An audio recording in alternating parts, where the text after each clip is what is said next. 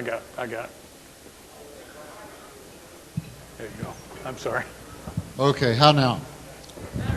I said they gave me 25 minutes to speak, and I can't even tell a decent joke in 25 minutes, but I'll do the best I can.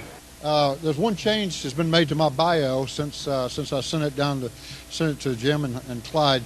I now live in Chocowinity, North Carolina. How many people know where Chocowinity, North Carolina is? Okay. We'll keep trying. Thanks a lot, Jim. Appreciate the intro. And it's really a joy to be amongst my brethren, my sisters of the Special Operations community. It's one place that I feel comfortable knowing that I'm not having to deal with a bunch of phonies. Although sometimes I wonder about a bunch of you guys. You tell such stories, but then sometimes I wonder about myself. I want to introduce my speech with a little incident that actually happened on the way here. I was coming from Greenville, North Carolina, to Charlotte, and I was sitting next to a little college girl, and we were exchanging notes about what we were up to, and she asked what I did, and I said, well, I'm retired, but for fun I expose phony seals. And she said, well, tell me more. So I told her a little bit about all these people that we call wannabes, and so we got off the plane in Charlotte, and we're going through the gate. And the little girl's is just ahead of me, and I look over and I see this humongous hulk of a guy. And he's got on a black T-shirt. And he's got what we call the Budweiser badge, the seal insignia on it, and he's wearing a blue baseball cap, and he's got the same Budweiser badge insignia on his baseball cap. And I told the little girl, "Hey, come here, watch me. I'm going to bust this guy." Well, I walked around, and this guy, I'd never looked at his face because his face was about a head higher than mine. But I walked up to him, and then I looked in his face, and he says, "Hey, Captain, what are you doing here?" I said, "Jesse Ventura, you sorry so-and-so." And that was the former governor of Minnesota, whose real name is Jim Janos. And he actually used to work for me when I was executive officer of Underwater Demolition Team 12. So we had a nice conversation there. He got a big chuckle out of me planning to expose him right in front of God and everybody, but nobody recognized him. He's got a beard, and he has two strands that are plaited down his chin, about halfway down his neck, and he looks like a freak. And he was going to Washington Lee University in Lexington, Virginia, to lecture on the third-party system. God bless Washington Lee. I'm often asked, and I do want to, before I go any further, has nothing to do with phonies, but actually everything to do with the real deal. There's a young man here whom I've barely met just a year or so ago. He is a hero of mine. I don't know how many of you have ever heard of the SEAL Lieutenant Tommy Norris, who got the Medal of Honor for rescuing the Air Force Lieutenant Colonel Hambleton in the North Vietnamese offensive of 1970-71. There was an unsung hero who was not totally unrecognized for his contributions. His name was Kiet Nguyen. He was a Vietnamese Navy SEAL. He volunteered to go with Tommy Norris to rescue Colonel Hambleton off the banks of some river up there, went right through a Vietnamese Army a division crossing of that river, and Kiet Nguyen would have won the Medal of Honor, except he was Vietnamese and no foreigner could be awarded the Medal of Honor. But he got the second one. He got the Navy Cross. Kiet, would you stand up? I'd just like for folks to recognize a hero. He rescued a U.S. Air Force Lieutenant Colonel. There he is. Where's Kiet? Kiet, where are you? Wave your hands. There he is.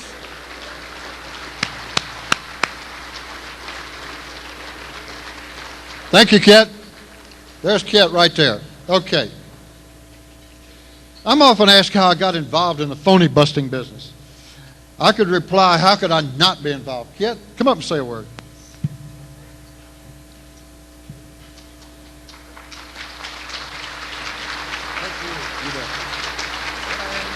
Nothing. Just go back. Okay, that's good. Thanks. Thanks for coming. There are hundreds of thousands of phony SEALs out there claiming to have been what they weren't. And believe me, many of them aren't just harmless braggarts. There are several of us, quite a few of us over the last 5 or 10 years who have got involved in exposing phony seals. And I'm going to pretty much restrict my remarks to what we've done in exposing phony seals. If you can imagine, we've exposed over 25,000 phony seals. You special forces, and these, and my friend Steve Nash, whom I'll introduce in a minute, has got a list of 25,000. And these are only the tip. These are just the tip of the iceberg.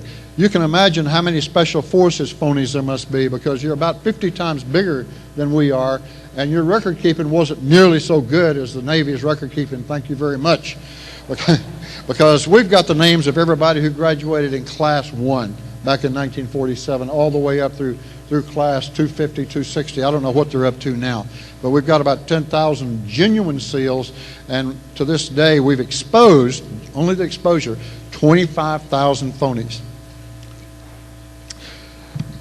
I'd like to introduce two SEALs who are here, both retired, Steve Nash and Kurt Williams. Steve and Kurt, stand up. Wave your hands. All right.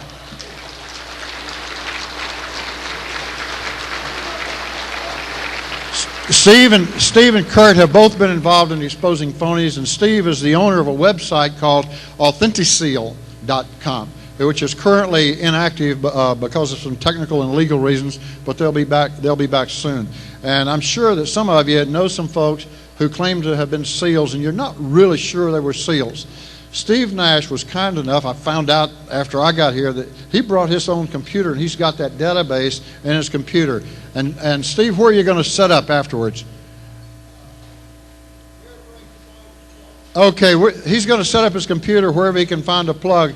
And we've got a freebie here. If you've got somebody you'd like to check out, your son-in-law, your cousin, your uncle, or whatever, and believe me, there are a lot of sons-in-laws whose fathers-in-law think they were SEALs and whose wives think they were SEAls.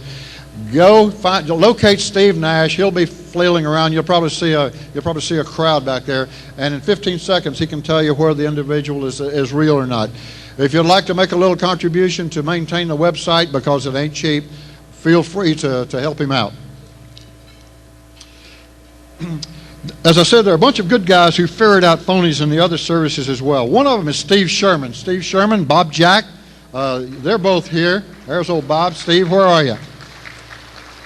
I found out the secret is out. When I ran across a special forces phony or someone I suspected to be a phony, I would call Bob Jack. And of course, Bob Jack, he plays his cards close to his chest. I didn't find out till today that the first phone call he made was to Steve Sherman, whom I've been dealing with for quite a while. So now I'll just go to the source.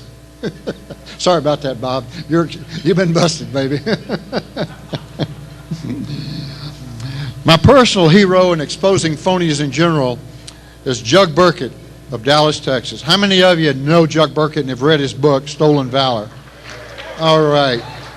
Jug Burkett has done more to make the public aware of phonies all across the spectrum than anybody I know. And I'd like to also acknowledge two friends of mine, Chuck and Mary Shontag, for their work in exposing phony POWs. Our paths have crossed a lot from time to time. As many phony SEALs claim to have been POWs in jungle camps in Vietnam and elsewhere. By the way, I don't know if y'all are aware of Chuck and Mary Shontag's website. I don't know the URL, but they've exposed so many POWs and phony POWs, and now one of these guys has hit them with a lawsuit. And if any of you who know who Chuck and Mary are and have access to their websites, please help them out. I sent them a little check last week, and I wish I could send them more, because they really are doing a lot for all of us. We even have counterparts in other countries. The Australians, for example, have a significant number of idiots claiming that they were Vietnam heroes. And they've emulated the sites. There are two sites that we have, the AuthenticSeal.com or .org and VerySeal.org. And there's already a website exposing all these Australians and the Kiwis, the New Zealanders as well. They really have a problem down there. I've got a newspaper article somebody sent me about this American who claims that he was an Australian SAS. They're at least as tough as we are, and they're very jealous of their prerogatives and their reputation. So they're going after the phonies, but our guys led the way. The South African Reconnaissance Regiment's veterans also deal with their own phonies. Do we have any, by any chance, have any recce's here? Any South African Reconnaissance Regiment folks? I have things to do with them from time to time. These guys are the creme de la creme, and there are hundreds of wannabes claiming to have served in the recce's. One of them is a guy named Brian Bennett, who also claims to have been a U.S. Navy SEAL. I met him about 8 or 10 years ago at a Soldier Fortune convention right here in Vegas. And I thought nothing about his claim to have, he claimed he was a SEAL. Claimed he was a member of SEAL Team 5, had been, and I thought he was telling the truth because he was hanging around the SEALs and nobody took exception to anything he said. So I just accepted that he was. Found out later on through an exchange of emails that he would claim to have been a South African Reconnaissance Regiment guy, 5 Recce in Falavourva in eastern South Africa over near the Mozambique border. And I'd been there. I'd visited the 5 Recce Regiment and still have some friends there. So I didn't have any reason at all to suspect that he was anything other than what he said he was. One day, I got a phone call from him. He was living in Norfolk, Virginia, coaching an amateur rugby team down there. He was pretty good at rugby, knew what he was just doing, and was actually paid, given a house and a car to coach this rugby team. And he told me he was going to be traveling through Northern Virginia and asked if he could spend a night or two at my house. So I said, sure. I'm having a hard time hearing myself, folks.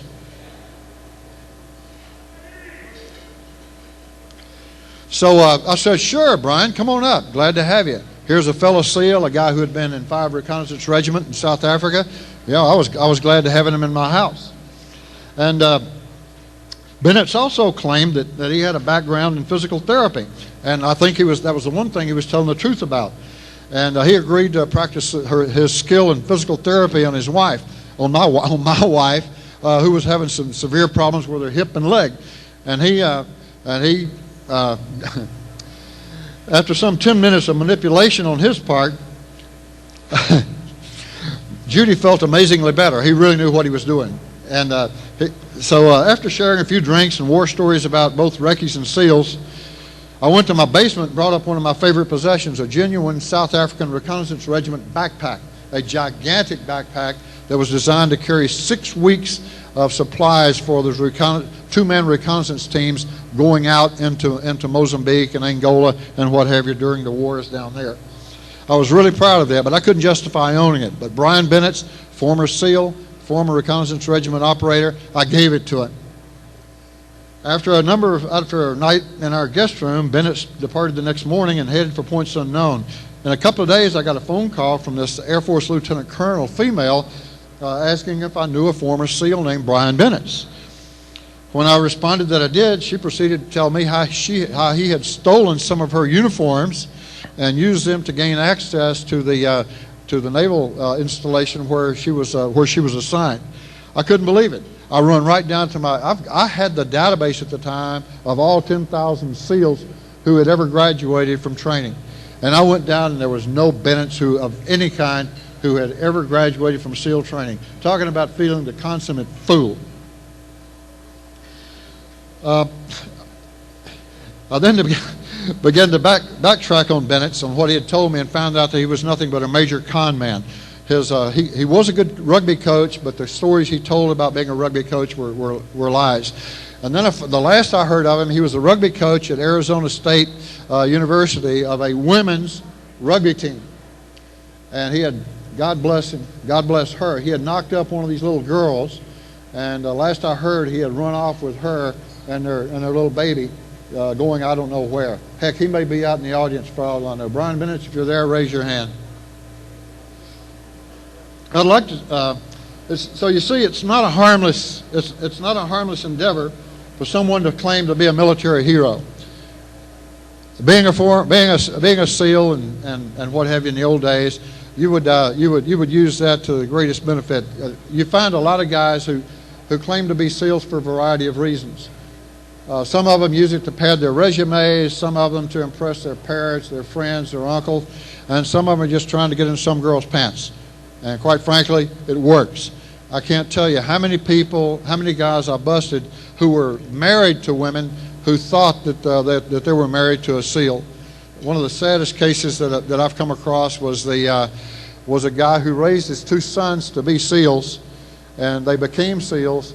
And it turned out that this guy was as phony as a $3 bill. I called him up and asked him what class he was in, and he told me he was in class 34, which was only 2 classes behind mine, or 1 year behind mine. And I told him that I knew he wasn't a SEAL and that we had to do something about his sons, because his sons one of his sons was a Naval Academy graduate, and one was an enlisted second-class E5 petty officer. And I said, you need to do something about those boys. And he said, what do you recommend? And I said, Herb, what I would do is I would go to these kids and tell them that for 20-something years you've lived a lie, to try to encourage them to do something you couldn't do, to become a SEAL. He actually quit class 34. And he said, that's a good idea, Captain. So I left it at that. About a year later, I get an email from one of his sons masquerading as a female, saying that this guy Herb had hit up on him, and what did I know about him? He had heard that I knew something about him. What are you talking about? I don't know what your problem is. This guy's name was Herb. Ladies and gentlemen, I'd like to ask you to please show a little courtesy to our guest speaker. I know that the PA system is not real clear, but it doesn't make it any easier to understand with you when you're talking. Please show him some courtesy. Thank you. Thanks, Jim.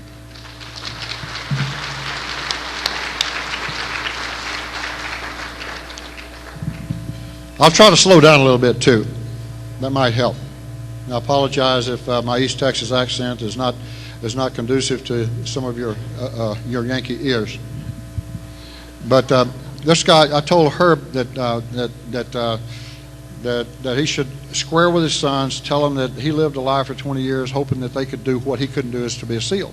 Well, a year later, one of the sons, pretending to be a female that Herb had hit up on, sent me an email and asked about Herb Voudrin. And I told him everything I've told y'all in much greater detail. And the next day he wrote me back and claimed that he apologized for deceiving me, and that he and his brother were going to have to confront their father for not coming clean with them, even after I gave him a chance to do it. So it was a really, really sad thing, because his sons were great SEALs, and now everybody knows that their father was a phony, and I have to say I regret my part in it, but the boys had to learn somehow, so I figured it was better for them to learn from somebody face to face rather than dealing with all the rumors. To me, the worst kind of phony, in my experience, is that of a preacher claiming to be a military hero. I personally busted 4 preachers, and one of them was booting out of the preaching profession for his efforts. I'll tell you this, though, the church hierarchy doesn't want to hear that one of their preachers is a phony. I ran into a guy in Orlando, Florida, who was headmaster of a Christian school, Assemblies of God. He worked for the Orlando Assemblies of God church that operated the school. And I talked with his senior pastor and his bishop, and nobody wanted to know that this guy was a liar. And finally, the guy claimed to have a PhD from a university in Wales, in Great Britain. And I contacted the people, phone call and email, found out that a guy by the name of Kelly Sexton had never even enrolled in any university and in any of the colleges in this university system. And then I called the pastor of the church for whom this guy worked and tried to tell him this, and the guy actually hung up on me. And finally I convinced the phony himself that he needed to get out of Dodge, and the phony's wife knew that he was a phony all along, and she finally left him after having dealt with him for so long. But the religious hierarchy doesn't want to know that anybody working for them is a phony. I don't know, there's just something about it that's difficult for them to acknowledge. By far the most egregious example of joint wannabeism, and one of the most satisfying cases, was that of a guy, Dr. David Silbergeld. Dr. David Silbergeld was a professor of history at Luzerne County Community College in Pennsylvania. I don't know where Luzerne County is, somewhere around Philadelphia, I think. And I'm just going to have to read what David Silbergeld claimed. In his enlisted days, he was a Navy Cross-winning Navy SEAL who obtained his commission and left the Navy as a lieutenant. Coming into contact with an Army National Guard Special Forces unit in Maryland in the 1970s, he was brought into that unit as a captain, U.S. Army. He did an inter-service transfer. The Army bought off on it. For several months, or maybe a couple of years, he was a fully fledged Green Beret and was only found out to be other than legitimate when his jump master noted that Silbergeld didn't know the first thing about parachuting. A short investigation revealed that he was not airborne qualified, and he was asked to leave the unit, and the whole issue was dropped. Somewhere along the way in the next few years, Silbergeld promoted himself all the way up to lieutenant colonel and insinuated his way into ever more elite company. He got his master's degree and PhD and a cushy job as a history professor at this community college. In fact, he was so good at his community college that he was twice elected Teacher of the Year at that college. And he established his military credentials sufficiently to be invited to serve on the board of directors of the NDIA, or National Defense Industrial Association, a heavy-hitting organization headed up, whose executive director was a Major General Moore. And he wrote a number of well-received articles in such magazines as Defense Journal. He didn't fail to look after his financial well-being either, I might add. Using his Vietnam-induced PTSD, he applied for and was granted 100% physical disability from the VA, and for 15 years he drew 100% PTSD disability, and it amounted to over $250,000. When I actually talked to the guy one time, and at the time I talked to him, he was drawing $1,687 a month, 100% disability, and had a full-time job as a college professor. So now we have somebody who, on the face of it, was the epitome of military and academic success. Navy Cross winner, a SEAL, Special Forces Lieutenant Colonel, doctorate and master's in history, superior college professor, and suffering Vietnam casualty. The only thing true about what I just read to you was that he really was a great college professor. The other claims were quickly disproved by friends in both the Army and the Navy. It was easy to prove he was never a SEAL. His name wasn't on Steve Nash's database, so that was that. And then I had Scotty Crerar, whom a lot of you know, and a couple of other NDIA heavy hitters. They helped demonstrate he wasn't Special Forces either, so strike two on him. And I think it was my Navy buddy, Steve Waterman up in Maine, who discovered that Silbergeld obtained his degrees from a California diploma mill, which had been closed down by the state of California, while he was in jail serving time on a cocaine charge. Strike three. But folks, it ain't over till it's over. A records check in St. Louis revealed that he was only in the Navy as an enlisted guy for 6 months, and he never left the continental United States. I guess that's strike four. The last I heard of David Silbergeld was when, on the way to see his lawyer in Philadelphia, he walked into a park and blew his brains out. He was under indictment for 11 counts of impersonating officer, lying to a federal investigator, et cetera, and he figured the easy way out was with a 9mm, so he took it. At least he didn't get buried in Arlington. We in the SEAL community have a formidable problem in dealing with all of our phonies, but just imagine the magnitude of you guys in Special Forces. Your problem, as I mentioned already, there are probably 50 times more Green Berets than there have ever been SEALs. And in the second place, there's no central repository that has the names of all Special Forces qualified personnel. Of course, you know the reason there's so many special qualified personnel is, as a lot of you, there was no formal school. You got it on OJT training, just like Clyde Sincere told about. And a lot of guys went to Vietnam, were assigned 6 or 8 months or a year with an A team, and they did such a good job with an A team that they were granted the SF designator. So it's really hard to figure out who is and who isn't Special Forces qualified. But thanks to Bob Jack and Steve Sherman, I have a source I can go to with some degree of certainty that the report will be accurate. And one major problem dealing with phonies is that all too often the first time we hear about them is when they're on TV or written up in their hometown newspapers, their hometown heroes, their presidents of their VFW or American Legion Post, etc. And when you start contacting the local newspapers, the local media outlets, they don't want to hear this, because a town of 20,000 people with a couple of radio stations and a TV station and a daily newspaper, they don't want to hear that their local hero is a phony. So you have to really go to the next town, which we've been able to do, go to the next town and get them to go over and say, hey, Izzy Schwartz over in Podunkville turns out to have been a phony SEAL, Special Forces, et cetera. He really didn't win the Medal of Honor, the Navy Cross, et cetera. It really is a rare reporter who's willing to admit he or she was hoodwinked and to write a follow-on story about how he or she was hoodwinked by someone who took advantage of their credulous nature. We all know how the media will believe almost anything somebody tells them, and to get them to go back and correct the story is rare. But sometimes we've had some reporters we haven't had a television reporter to say, hey, we screwed up. We swallowed hook, line, and sinker a phony story. But we've had 2 or 3 newspaper writers to come forward and say, hey, we really screwed up. They took advantage of their community. They took advantage of us. This guy is a fraud. One case going on right now, for your interest, is a World War II veteran who claimed that he was in the 4th Ranger Battalion at Pointe du Hoc on Normandy, and turns out that he was just a RIMF and was never in a Ranger Battalion at all and wasn't in Normandy on D-Day. But, here's a guy, 80 years old, claiming to have been 4th Ranger Battalion.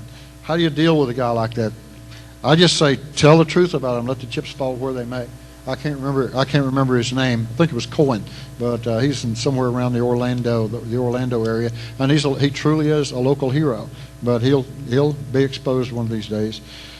And it's particularly tragic to read an obituary somewhere that so-and-so has died, especially when so-and-so is a local Medal of Honor winning hero.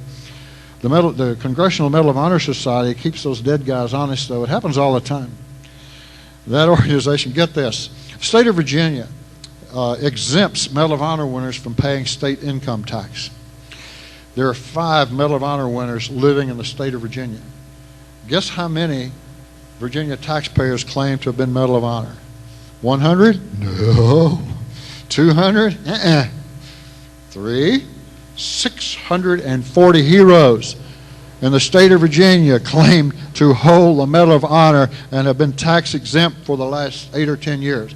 I haven't heard the denouement of that, but I would like to think that some of them have been paying some heavy-duty back taxes and a little penalty. You probably also heard about the 75-year-old Korean War vet who supposedly exposed the atrocity, the massacre of Korean civilians at the bridge at Nogun-ri.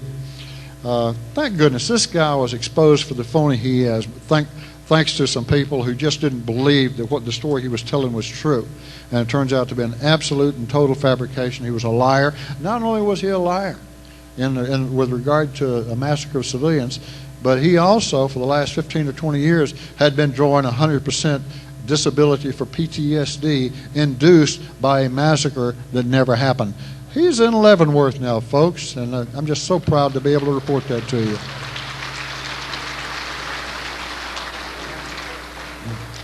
There's another backlash that's about to happen right now, and there's a 3-star officer who is about to be exposed for claiming to be something he wasn't, for claiming degrees he didn't have, for claiming medals he never earned, and what have you. He is on active duty right now. I will not even mention the service, but in the next few weeks, certainly within the next few months, this is going to be all over the country. A 3-star officer is going to be asked probably to resign, and will probably go out of the service with one star less. But it just goes to show that it doesn't make any difference how high up in rank you are or someone you know might be.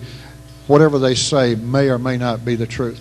I'm just trying to create some suspicions, a little bit of doubt in all of you. If somebody comes up to you and tells you that they were a SEAL, unless you ask them specifically what they did in the Navy, I can guarantee you, if they say I was a SEAL, 95% certainty that they're lying. And Steve Nash and Curtis Williams can confirm that probably at least 95%. Right, guys? Worse than I said. And if by chance any of you in the audience, any of you know people who are drawing VA benefits who really shouldn't be drawing them, you might just whisper in their ear that VA is just about to bust them, because there's a major scandal just about to break right even as I speak. There are hundreds of thousands of veterans, some of whom are real and some of them who really weren't in the military at all, who are drawing benefits, particularly PTSD. They claim all sorts of stuff having happened to them in Vietnam and causes them to beat their wife and kids and grandbabies and go out and the dog and the cat. These people are about to be leaned on big time. So if you know anybody like this, and I know several people like this, you might whisper in the ear that they might ought to kind of clear their conscience, because if they don't clear their conscience, they're going to have to do something to get their record clear before too much longer. One reason for the VA problem is so many VA counselors, psychologists, so-called, actively solicit clients for their services. No injury, no job is their attitude. It's a rice bowl issue for these guys. If they don't have people to counsel for PTSD, there's no need for their services. Oftentimes they don't even see a confirmed DD-214 when evaluating disability claimants. It's a scandal of major proportions, and it's about to break. Take care of your friends, because some of them could be paying back a lot of money. Others of them could go to jail. Now let's talk about DD-214s. I have personally seen software, have had it in my hands. A friend offered to give it to me, that enables individuals to write up their own DD-214. It will change the font, the typeface, and what have you, that makes it look like a genuine St. Louis produced DD-214, and you can't tell it from a real one. And a DD-214 doesn't prove anything to me. It wouldn't surprise me to find that 2 or 3 people in this audience have faked DD-14s, and I'm not trying to be ugly or anything, because it's happened with us in the UDT SEAL Association, and there are probably some guys who still are in the association who really don't belong there. The executive director of the UDT SEAL Museum, several years ago, nobody suspected him of anything. He was a World War II frogman, we thought. And then somebody had some suspicions to ask him to produce his DD-214, which he couldn't do, but he produced a muster list, and it was so hokey. He had whited out with a whiteout material, had whited out the first 2 guys' names on the list, and put his own in a different typeset on an IBM Selectric typewriter, and his good buddy. So these were the top 2 guys on that list, and both of them were as phony as $3 bills. So naturally, he didn't remain executive director of the museum for much longer. Jug Burkett, who wrote Stolen Valor, and by the way, if y'all haven't read Stolen Valor, you ought to. Everybody in this audience should read Stolen Valor. It's going to talk to Jug just before I left, came down here, and he's going to republish in the next couple of months. So it's going to be available again. Please buy it. Not to make Jug richer. He doesn't need the money, but the word should get out about all of the phonies in this country. One of the best cases I've run across, and I think Steve or Kurt or both were involved in this case. There was a vice admiral up in the Midwest somewhere named Crowder, C-R-O-W-E-R, a know-nothing, do-nothing hero from the Midwest. When a major personality profile was written in a major Midwest newspaper about this Medal of Honor, Purple Heart, Navy Cross, Silver Star winning hometown hero, the SEAL phony hunters were swamped with inquiries. I don't recall the details of his case, but at least his uniform, he wore his uniform right, and that's more than I can say about most of these phonies. This guy's picture was so pathetic. Great big fat jolly guy with bug eyes, and but by golly, he wore his medals in the right order. He put the Budweiser badge and the jump wings in the right place, and his Command at Sea button in the right place. And if you were a Navy guy, you looked at him and said, "Boy, that guy knows how to wear his uniform." The only problem is he was never in the Navy except as a lower-ranking enlisted guy. He certainly was not a 3-star admiral. Folks, I've been asked a million times why people pretend to be what they're not. And I've come up with a stock answer. Some of us are born with vacuums in our soul that are shaped like Special Forces troops. They're shaped like SEALs, that are shaped like doctors. There's a vacuum in your soul that's shaped like a doctor or a lawyer. And all I can say, and I've said it a few times, is some people are born with a bullshit-shaped vacuum. And the only thing they can fill it with is BS. And believe me, there are more people like this than you could ever imagine. Steve and Kurt will back me up on this. There are people that I've been good friends with who claim to have been this or that, and they're lying like dogs. How do we catch them? Easy. As I told you, Steve Nash has got his database on his computer back there, and wherever he sets it up, you can go back and ask him about anybody you suspect not being a SEAL, and in 15 seconds he can tell you whether the guy's lying or not. And so I keep saying guys. We've actually had 2 women to claim to be SEALs. and pretty easy to prove that they're lying. How many of you are from Missouri? Anybody from Missouri particularly have law enforcement connections in Missouri? I can't remember the name of the guy's school, but there's a guy in Missouri who really swings a heavy hammer. He runs a shooting school, breaking and entering tactics and what have you. He's got contracts with the state and with local police and sheriff's departments, and he's actually famous in Missouri for teaching. He claimed to have been a SEAL. And then when he was confronted with his claims, false claims to have been a SEAL, he claims he'd never claimed that. But we've actually got it in writing from several witnesses that he claimed. The guy's name is B.J. Johnson. Anybody ever hear of B.J. Johnson? All right, all right. That was not a setup, ladies and gentlemen, but I am glad to hear that. Would you get with me afterwards? I need to know that because we're tracking B.J. Johnson, and I sure would like to know the details.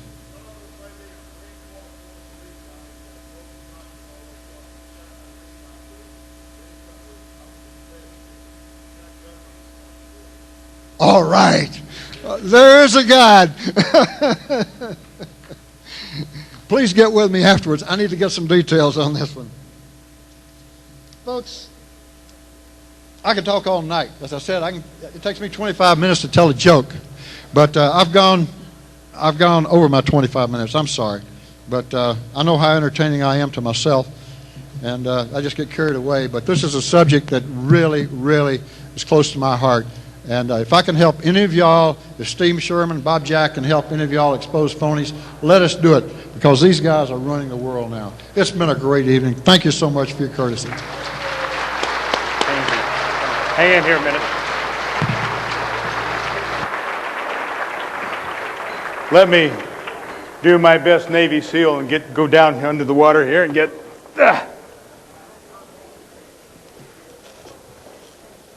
First of all, take that. Oh, man. We have, we give out plaques until, everybody looks at plaques and they got plaques on their walls and plaques in their closets, plaques in their storage rooms. Tonight we have a clock, and it has the Special Operations Association logo on the front. On the inside has the clock, and strangely it looks kind of like a ship's clock. And it says, in appreciation, presented to guest speaker Captain Larry W. Bailey, United States Navy retired, SOAR 29, 2005, Las Vegas, Nevada. Larry, thank you very much for being here, and we appreciate the efforts that you make to go after him. Thank you so much. Wonderful. You want to put that in there? If you want, that way. I don't know if you want to protect it or if you want to.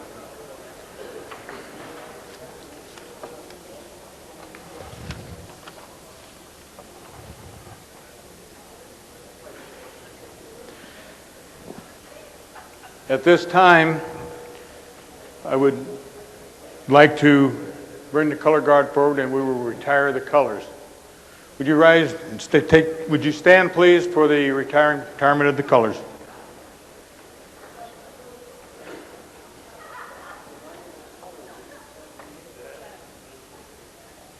Now, before we retire the colors, please look at me. Everybody's listening now. The banquet is not quite over. We're going to take a break after the retiring of the colors for 15 minutes. Then we'll come back for dessert and do the raffles all at the same time to save a little time. Gentlemen, would you come forward, please? Retire the colors.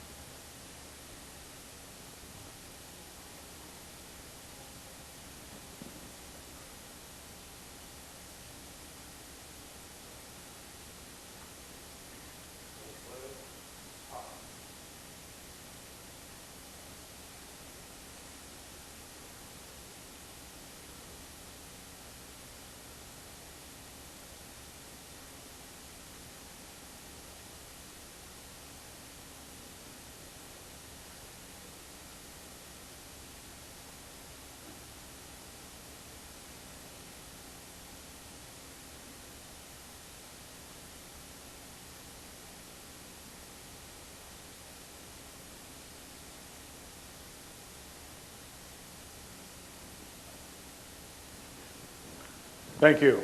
Let's take a 15-minute break and then come back. While they're doing that, they'll clear off the tables and then we'll have our dessert. Thank you.